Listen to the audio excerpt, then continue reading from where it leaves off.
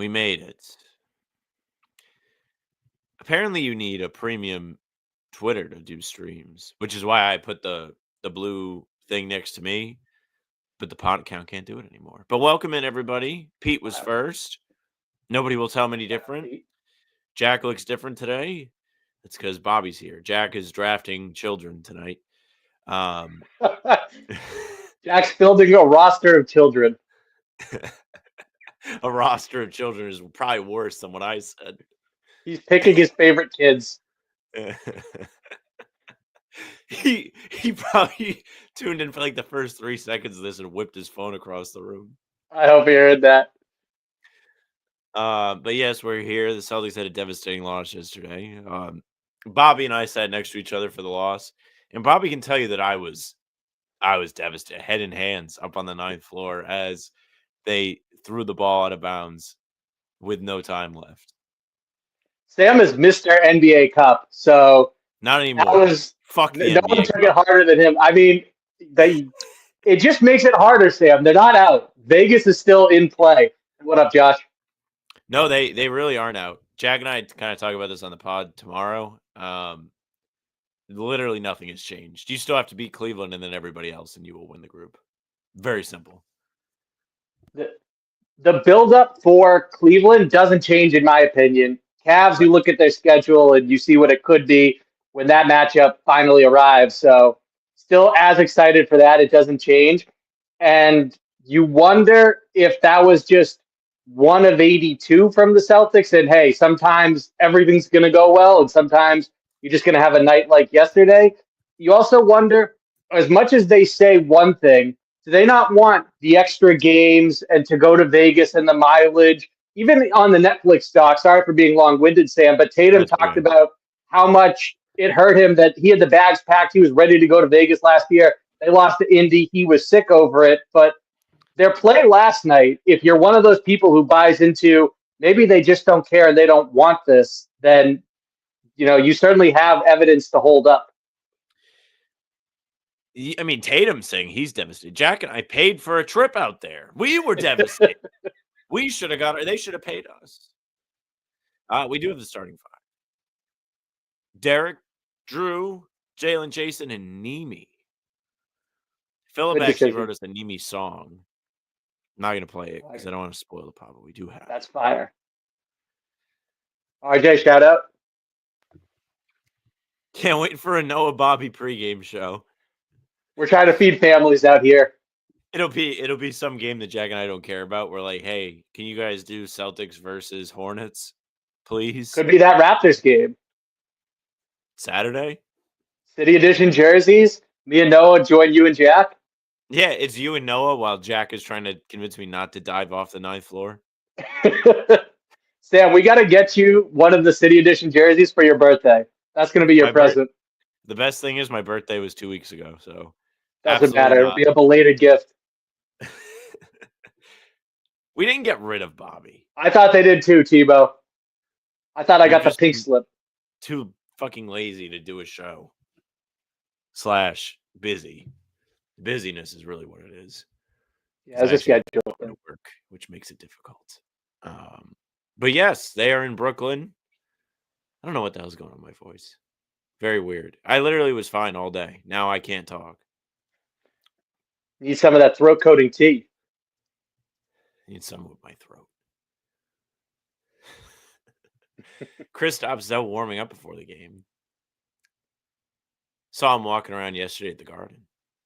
Super cool suit on. Me and Cam. Little birdie told me, Sam, that the other day when they canceled shoot around, and I'm not saying it's the reason they canceled shoot around, but that he scrimmaged. Oh, yeah. You guys have breaking news on this show. And also, I mean, I understand that the injury there's a really small sample size period to go off of. And yeah, see, I told you, got the pink slip. One of those is accurate. The unscrupulous, fraudulent. Alvin Celtics coasting a little to start the season. If that's what we want to call it. And I think that as long as you don't let these things build into actual problems, then I'm fine with it. Like the slow starts is something that you want to snap out of as quickly as possible. I wouldn't have been surprised with this being a back-to-back if the Celtics played well yesterday, if there were more names on that injury report, but it's not the case. And you have a culture that you want to continue to maintain and build on. So everyone's going to be out there. Jaylen Brown plays over 35 minutes his first 2 games back, not on the injury report whatsoever. Tatum with the ankle, he's out there. So to me, I think the key thing, what up, Eli? Shout out. I think the key is that you don't let these things continue to build. So at the moment, it's more something to monitor than something to be hitting the panic button over. They better come out and play for real today. They've played really poorly, aside from one half on Sunday for the past week. Even the win over the Nets wasn't great. And with games, I mean, you care about the in-season tournament, you don't care about the in-season tournament. With these games technically meaning something, meaning a little bit more, you got to get it together. You're about to play Cleveland in a week. Cleveland, who has not lost yet.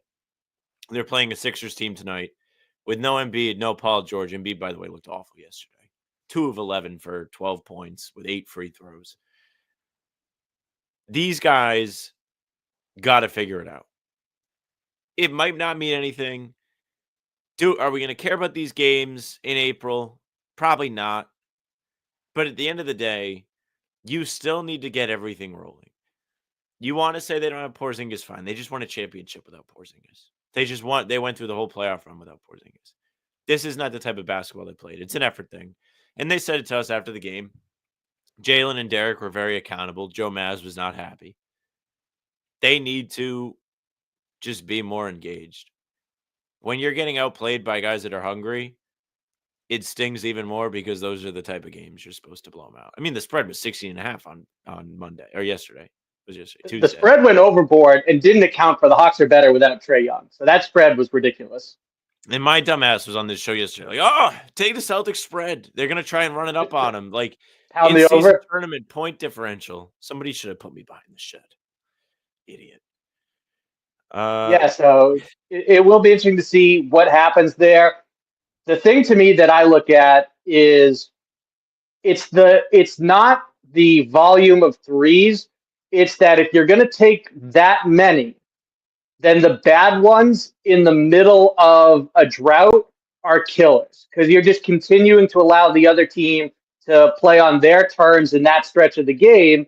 And that it's a compounding effect. So when you come down and either I'm going to try and do myself off the dribble and it's a quick 3 in the shot clock, or it's one swing pass and that player's out of rhythm and he misses, that's where you see the impact of, okay, now this team is going on a little bit of a burst, or it's just continuing to fuel a run that's already happening in favor of the opposition.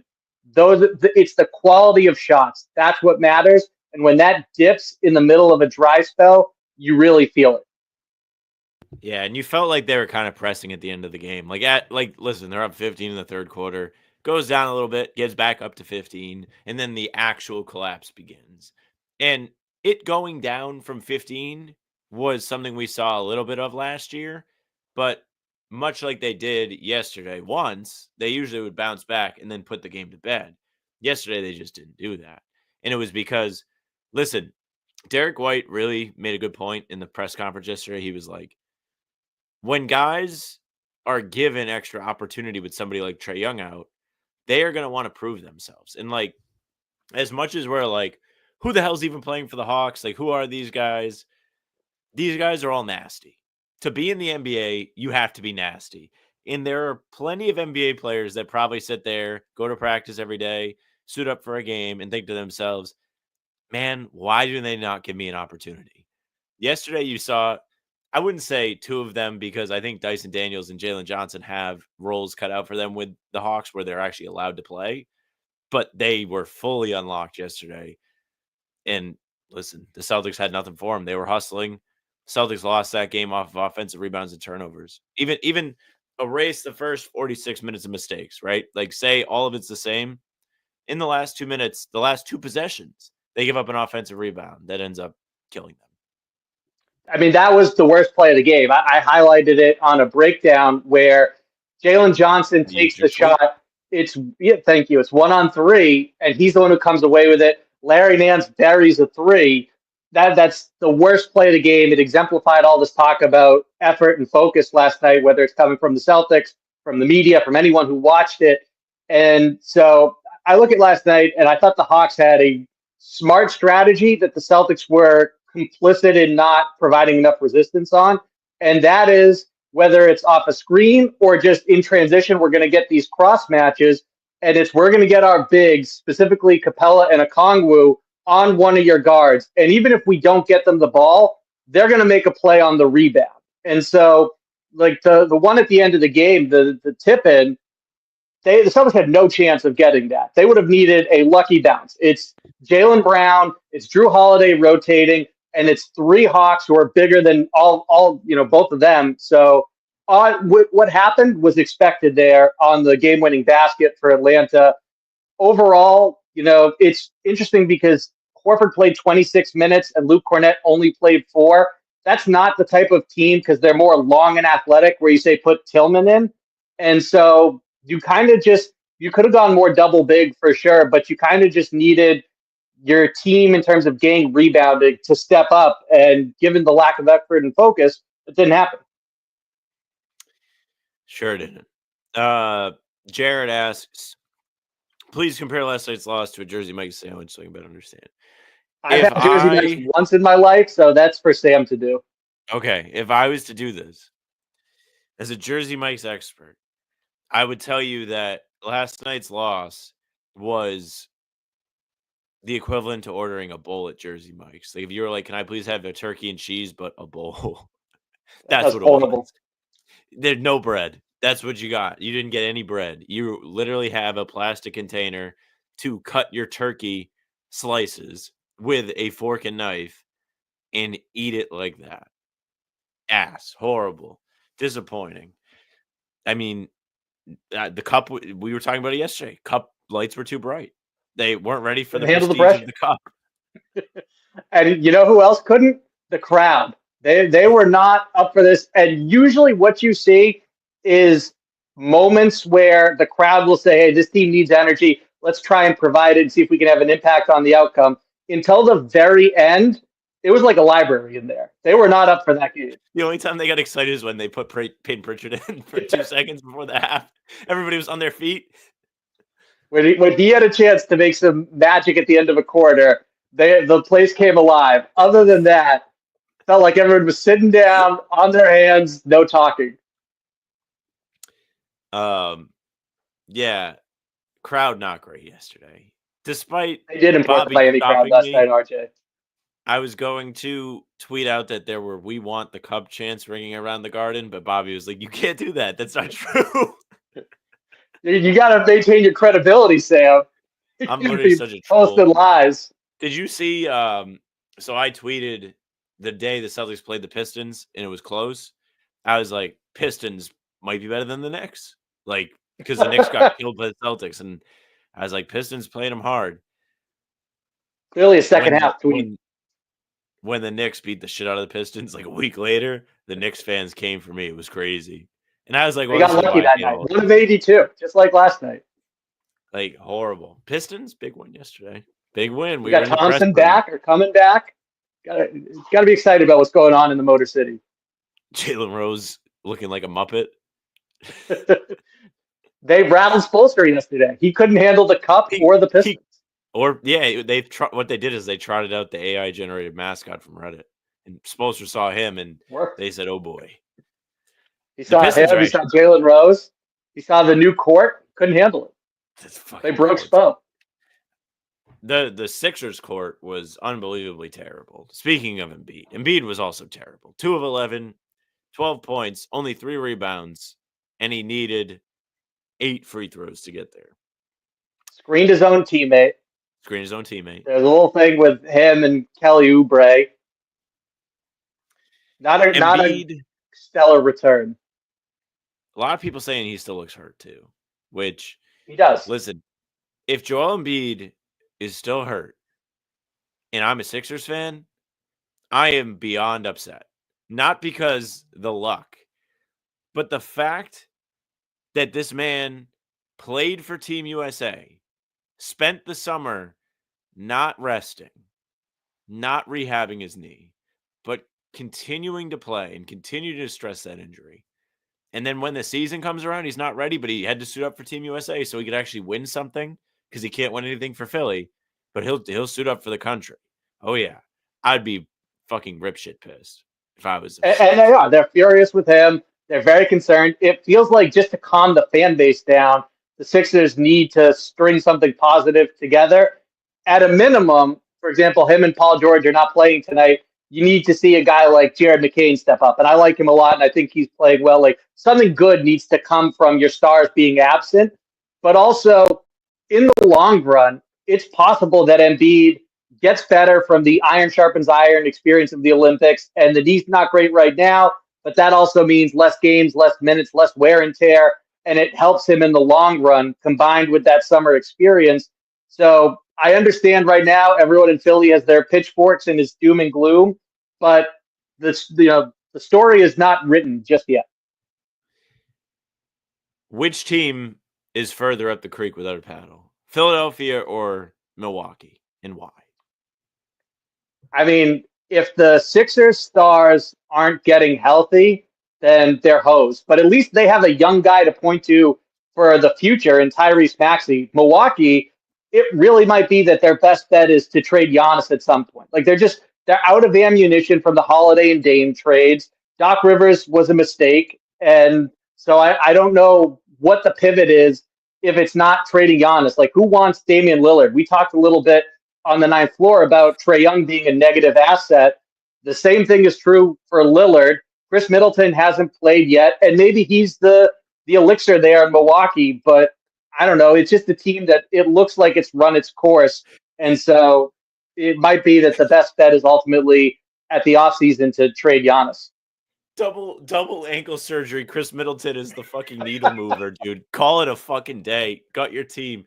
The sad thing, though, in all seriousness, is Milwaukee has had one guy ever before Giannis. They had Kareem. That's it. It's very hard to envision Milwaukee wanting to trade Giannis. I know there are reports out that they aren't going to trade him unless he asks to be traded. But man, I think he will. I think if this season just maintains the course, I think in the summer he'll say, "Hey, it's over." And it's kind of insane. Like hindsight is always 20/20, but I always felt like at the time that Dame should have been looked at more of as a negative asset, or at least to the point where it didn't feel like he was pulling all the strings in that storyline with the trade, because all the facts were there looking you right in the face. This guy is getting older. He's a smaller point guard that relies on a burst to score. You need your legs to be able to shoot jump shots and create them on the perimeter. And not only is he making a bunch of money now, but he signed a 2-year, $112 million extension that kicks in next season. The writing was always on the wall, yet they gutted their team for this guy, inadvertently gave the Celtics a piece to a championship team, and now they have handcuffed themselves because they have nothing left. It's horrible. Yeah, and on top of it, him and Giannis play different styles, and there has not been an ability to find a middle ground. And even when they first got together, one of the major talking points was this could be the best two-man combo in the league, and that pick and roll is going to be nasty. We haven't really seen it. And so it's just the reality that he doesn't seem like he wants to be there. They aren't finding common ground. So it's just been a complete disaster for the Bucks. And that's even if you just look at it internally. You brought up what makes it even worse is that you handed Drew Holiday to the Celtics without realizing it. And that's obviously an essential piece to them winning a championship last season. That's got to be like if you are really into chess and you make like you sit there for like 2 minutes thinking about what move you're going to make, and you make the move and you instantly realize like you just fucked yourself over. It's pretty much exactly what happened in Milwaukee. Dame. And I mean, Sam, on top of it, you could say, well, they got the Giannis extension, so the most important piece happened at a championship a couple of years ago, but it means nothing. And Giannis, like we said, it looks like it's heading in a direction where he asks out. The problem with the NBA now is these guys don't sign team contracts. They just sign contracts to play in the NBA. That's all it means now. I mean, listen, it's great that the Celtics extended Jaylen and Jayson, but like dude, one of those guys could turn around tomorrow and be like, "Get me out of here," and there's nothing the Celtics can do about it. But back to Milwaukee, like Dame, bad trade asset. All he wants to do is watch boxing videos. Guy hates basketball, hates Milwaukee. Do we think Dame or Zach LaVine will get traded first? It's a good question. I think Chicago is more interested in like just like if someone called them today and was like, "Give us Zach LaVine," what do you think? They'd be like, "Yeah." I think Milwaukee still has like some hope that they're going to hold out. Be like, "Well, what if Middleton comes back? Like, what if him and his new ankles are the brand like new thing that sparks a run?" I truly think the NBA Cup is a massive, massive thing for the Bucks. Like that could turn their season around if they figure out how to win games, come together as a team, and get excited about this. They could build momentum off of it, but they got to show something soon. It feels like it's like the hottest seat possible for the whole team. I mean, you see them playing around with the starting lineup. They put Andre Jackson Jr. in it, and I like him, but that's clearly a move made out of desperation. That's usually Sam has a great freeze, but that one was a rough one. That wasn't your best. But Was it me? It was me. I have the Wi-Fi it symbol. It was was you. me. Was I drinking the water? When it come, Or was I coughing? yeah, it was, and so it was like pretty much blocking 90% of your face. Please no one Photoshop it. Don't let the haters see it. What's up, But when Ollie? it comes to Dame, I mean, there's no buzz about, well, there's a team who might swoop in and poach him. Zach LaVine, at least in the summer, there were rumblings of the Lakers have interest and a couple other teams. And so I think who's more likely to move, it's got to be Zach LaVine. I mean, the Lakers would have interest in me if I was available. Shout out Oliver, Lakers by are the way. interested in everybody. Lakers are getting everybody always. I mean, it's I don't think nonstop rumors. the Celtics are not trending backwards. I just think they're like in a bit of a championship hangover. That's really what it feels like. Even though I feel like yesterday they should have been able to get up for the game, I don't think it helped them that Trae Young was out. I think it helped them take the game lightly. If they come out flat today, I'll be far more concerned. They just saw this Nets team. This Nets team pushed them to overtime at home. They played tough basketball. If they show up today and they're not ready to play, I think we should all be critical of them. Like, I think it's the first time, maybe not the first time. I think yesterday they did earn some criticism, but real criticism if they lose today, that you just can't come out flat. You have to put your money where your mouth is. They tried to be accountable yesterday, and you have to build on it. That's the thing. At the moment, I look at yesterday as a game where we're just living in the moment, in the present, and it's not really worth like overreacting to. I think that one we're going to look back on the totality of the regular season, and it's an anomaly. But at the same time, you can't let bad habits build. And the slow starts in particular, like I said earlier, is what I point to there. So, it's a little bit of a shameless plug here, and I feel kind of gross for bringing it up, but it's what came to mind. So why not? That when I talked to Tatum before the season, one of the things that I brought up is I hate myself for it. One of the things I brought up is basically the question that we just used for this topic, where, hey, you guys went to the finals in 2022 and then got burned at times the next season for looking ahead. And then last season, they had this win the day mantra, and it allowed them to maximize the 24 hours in front of them. How do you make sure now coming off a championship that you don't go the other way with it, right? And he talked about how they really found a formula that works for them and they need to stick to that. And as far as the games go, so far they haven't. And really, that's okay to start an 82 game campaign. But like we're saying here, you just can't let that build. I love they Shout out do you. they need to get it together though. It's true. Yes, it was really unacceptable, especially on a prestigious stage such as the Cup. They embarrassed all of us. They really did. Thank goodness that it's only the first game. And if you really want, yeah, classic JB and JT team that just won a championship. If you really want to build off, the positive spin of that, they have the best possible negative point differential. They only lost by 1. So if you're playing the point differential game, you're not dead. It's very easy to recover from that. You just actually have to go out and recover from it. No Horford tonight. We get a Nemi start. Nemi has been really impressive lately. I don't have it in front of me now. I am going to go look, see how he did on Friday. But for the most part this season, he has looked so much more comfortable. He's looked more patient. He doesn't look like he's just itching to foul somebody. And I'm excited for what we've seen from him. What do you think, Bobby? Do you think we should all kind of pump the brakes on him, or are you on the same train? No, I have a lot of Nemish Queta stock right now. I think that his most underrated trait is his IQ. Last year, even, they praised him from Al Horford to Missoula and up and down the roster for how quickly he was picking up what they're asking of him. And you see it this season defensively. He's processing faster. He's doing a better job of communicating. Like you said, he's playing with more discipline.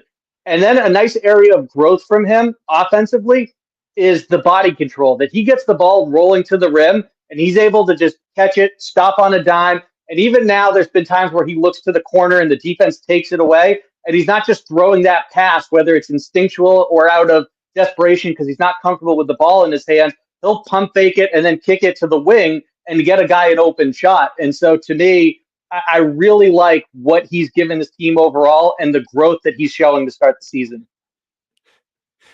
I'm pretty sure you just come in here every pod and ask if me and Jack are brothers. Me and Bobby are not brothers. Step brothers, get it right. Oh, man. Bobby, anything in particular you're looking for today before we wrap up? Not really anything specific as much as a bounce back. And like we've been saying, the whole theme of the show is don't feed into bad habits. So I think it's really important that they get off to a good start, not necessarily for the sake of this game, but again, just because you don't want to continue this little slide that they're on in terms of how they've approached the start of the season. Yeah, this is a big get right spot. If you lose a game against the Nets the day after losing a gut-wrenching game to the Hawks, and then we have to sit here gut-wrenching on an extended break until Saturday and think about that. One, do you know how upset we're all going to be by the time Saturday comes and you put those fucking jerseys on? And then you guys are going to have to get up on the podium and talk to us after the game. You serious? You think they'll get mad at me if I ask them about the jerseys on Saturday? Time and a place, because Joe Mazzulla is not going to give you anything pregame, and then postgame you got to see what just unfolded. Also, I do think a positive you just brought up there is having some practice time. I think there's a lot of value in that, and so that's a point in their favor as they try to steer the ship back in the right direction. Joe, you guys lost tonight. It's because of the jerseys, right? He comes down there and chokes me out. So I showed Cam that they had the Joe Mazzulla Jeopardy question that I'm guessing everyone in here has seen by now. And so he was going to ask Mazzulla about it post-game. And then with the way it unfolded, I was like, good luck. Did you see that Joe was, in fact, asked about Jeopardy today? No, I completely missed that. I think it was either Justin Turpin or Bobby Manning. They tweeted it. He was asked, Joe, what do you think about being a Jeopardy question? He said, I couldn't care less. Short response. It's a shame because had last night gone well, you might have got a more fun answer, but it wasn't the case, and so he just gave you that. Eli, please delete. All right, Bobby, we're going to wrap it up. Tell the people where to find you. Thank you very much for filling in for Jack. You're always welcome. Good friend of mine. I always enjoy hanging out with you at the games. It's one of my favorite things besides dinner. Big facts right there. The dinner's always elite. Shout out Lamont, the chef. And it's good to be back with, I would say, the boys, but it's singular in this instance. The boys. And it's still good to be back on the pod. You can find me on social at Bobby Kravitsky. And just got Blue Sky today. Told you I was going to do it, Sam. It's time for you to make the move as well. So I'll be posting there throughout this game as well as on Twitter. All right, everybody. Jack and I are going to be on the channel tomorrow. Full pod. Jack is drafting children. I don't know if he's going to be able to watch the game. If he doesn't watch the game, then it's going to be me trying to explain what happened in the game, which would be a lot of fun. But until the next time, we're back. Outro, here it comes. He's going to see it now if he has not seen it. I just got 3 things to say. God bless our troops. God bless America. And gentlemen, start your